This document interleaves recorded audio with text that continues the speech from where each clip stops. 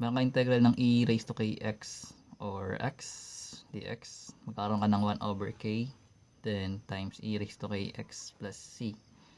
So bali ang ginagawa lang, pwede ka mag let u, pwede mo siya i-diretso dito guys, pero kung mag-let u tayo, magkakaroon tayo ng 5x kung ang exponent nya. So i-differentiate natin siya both side. So yung du, yung u magiging du, then yung 5x magiging 5dx. Ba? So ngayon, solve for dx tayo. So magdi-divide tayo both by 5. Katulad lang to ng ginawa kanina sa sa kabila. So magkaaroon tayo ng dx which is equal sa du over 5. So ngayon, meron tayo na ito. Pwede natin ilipat. So magkakaroon tayo ng integral ng e. Di ba yung 5x ginawa natin yung u? Then yung dx is naging du over 5. So ngayon, dahil may fraction to guys, itong 5 natin sa denominator, pwede natin ilabas. So pwede ulit natin to i-rewrite as 1 over 5 ng integral ng e raised to u du. So ngayon, di ba meron tayong e raised to x sa derivatives din, na kapag differentiate natin siya, e raised to x din.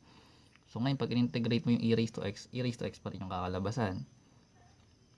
So ngayon, pag eto sinimplify na natin, magkakaroon tayo dito ng 1/5 tapos e raised to x o e raised to u pala du. Ay, wala na pala. Plus c na pala. Yan.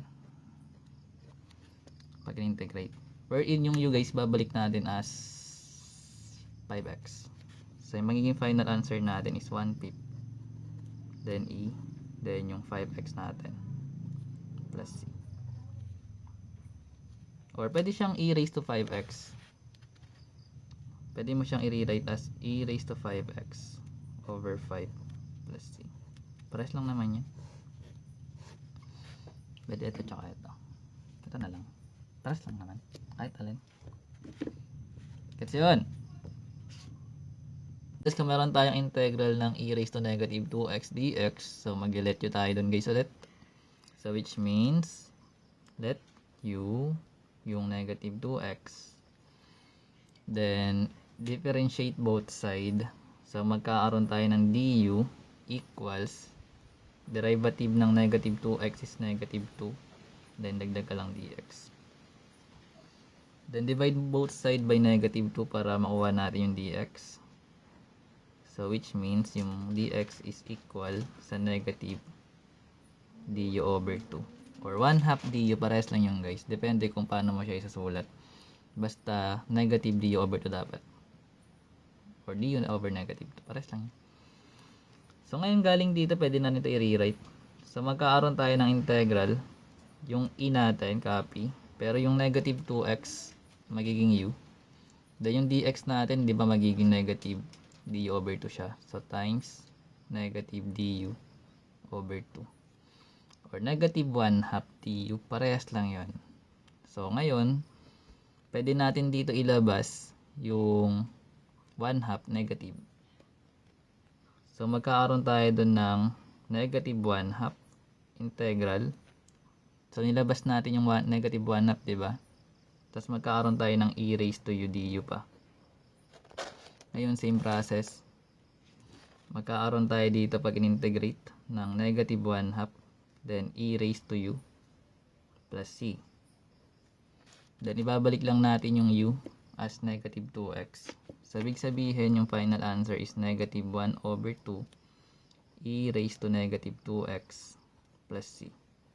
Or pwede siyang negative e raised to 2x over 2 plus c.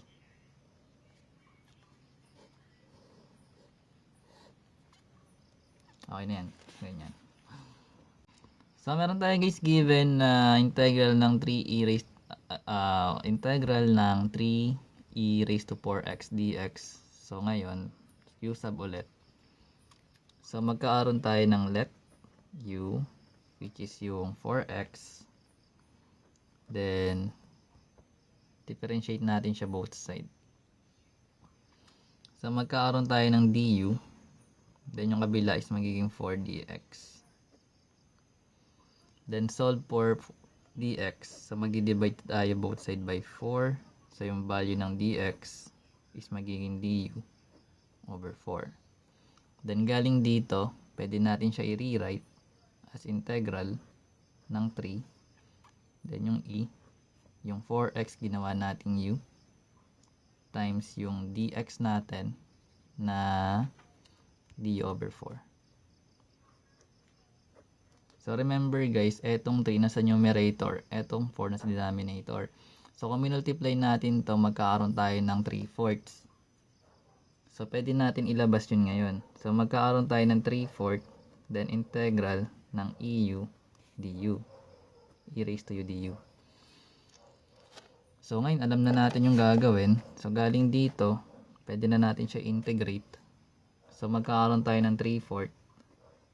Tapos, yung eu, integral ng eu du natin is diba is e raised to u pa rin.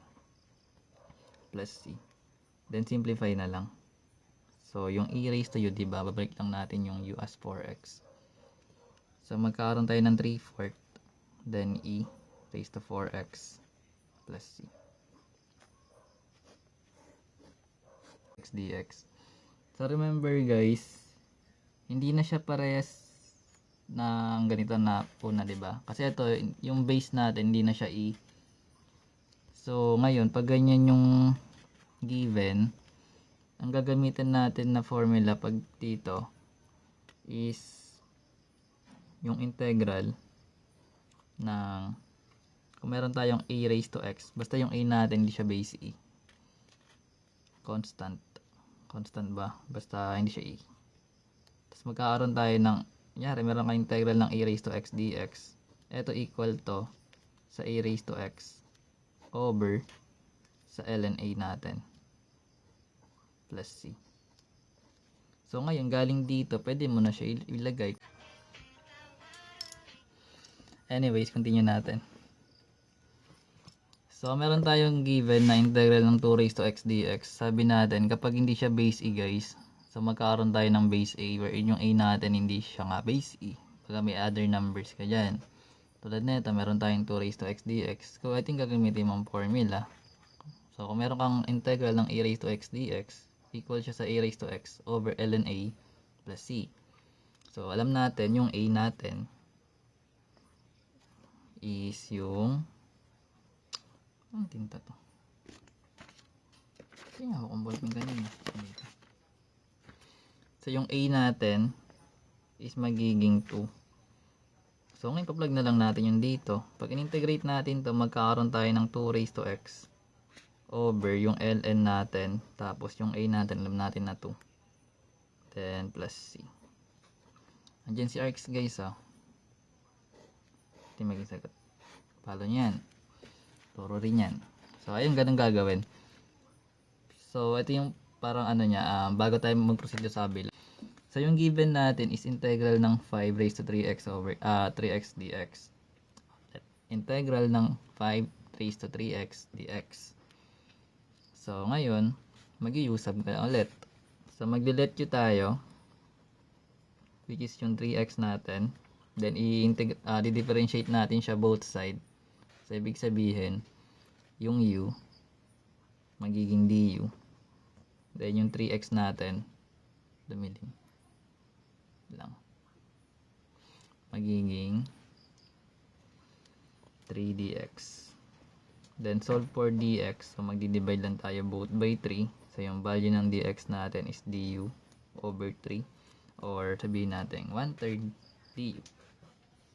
Plus lang yun. Then, balik tayo sa given. So, magkakaroon tayo dito ng integral ng 5. Yung 3x, ginawa natin siyang u. So, magkakaroon tayo ng raised to u. Then, yung dx natin, ginawa natin siyang, or equal siya sa du over 3. So, magkakaroon tayo ng du over 3 dito. So, ngayon guys, eto hindi siya i-divide dito kasi ito kasama sa exponent. So, bali yung gagawin mo dito, yung 3, pwede mong ilabas as 1/3. So, pag nire-write natin ulit to, magkakaroon tayo ng 1/3 doon. Then, integral ng 5u du. So, ito, parehas na siya dito na itsura. So, ibig sabihin, meron na tayong a, which is yung 5 natin. So, ngayon, remember, yung a is 5. Then, yung u natin is 3x. So, ngayon, anong gagawin na? Para doon.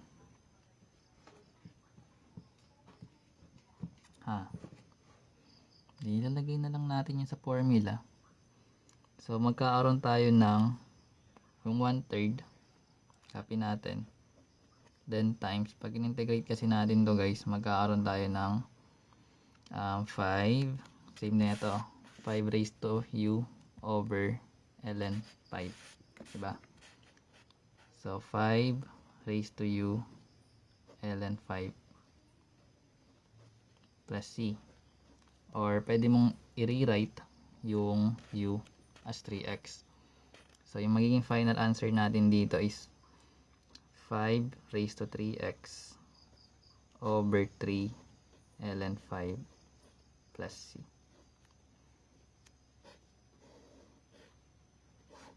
So, ganun siya ginagawa.